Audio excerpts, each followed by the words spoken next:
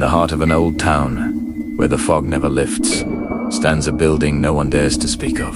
It was once a psychiatric asylum, now just crumbling walls, rusted doors, and endless corridors that remember everything. Locals whisper that at night. You can still hear the screams. Not just screams, but laughter. Children's laughter echoing through the empty halls. This is the story of one man who dared to spend a night inside. And what he discovered should never be forgotten. I entered the asylum at midnight sharp. My flashlight lit the peeling paint, the cracked tiles.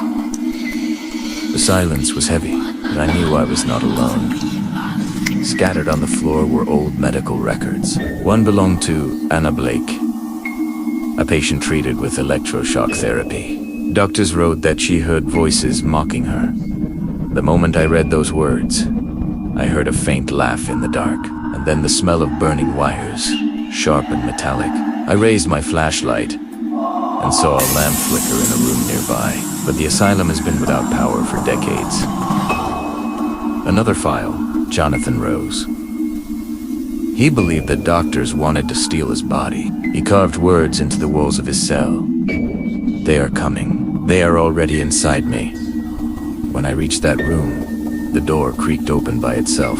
Scratches covered the ceiling like someone tried to crawl their way up. And then I heard breathing. Shallow, faint, right beneath me. But the room was empty. As I stepped out, the door slammed shut behind me. In the south wing, there was the isolation cell. Here lived Mary Hall. She spoke only one word. He returns. She carved it on the walls, the floor, even her own skin. When I entered, the air turned ice cold. My flashlight flickered, revealing a message carved into the ceiling. He returns tonight and bond to me in the darkness. A whisper echoed the same word. They said a man named Dr. Greason once ruled this asylum. A doctor obsessed with experiments. He believed he could cure demons through pain and torture. One day, he vanished, never seen again. But the surviving patients kept repeating. The doctor never left. I found his office, the desk, the leather chair, piles of notes untouched, as if waiting. On the table lay his final journal. I found a way. Now they will always remain with me. My flashlight died, and in the darkness I heard it. Heavy footsteps, slow, steady, coming closer. I forced myself down the stairs. The stench of mold and rust filled my lungs. The walls were clawed by fingernails. Rusty beds stood in rows, straps still hanging. On one of them I swear he saw a body. I lifted the flashlight, but it vanished. Only the leather straps still swayed. Then came the voices.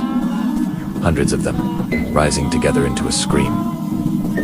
Don't go, he is here. And then I saw him. The doctor, a pale face, a black coat, his eyes empty, endless. He reached out his hand, and I blacked out. I awoke outside, at dawn. The asylum was silent. It felt like a nightmare. But when I looked in my car's mirror, my eyes gleamed white for just a second. Like the patients, maybe I didn't leave the asylum alone.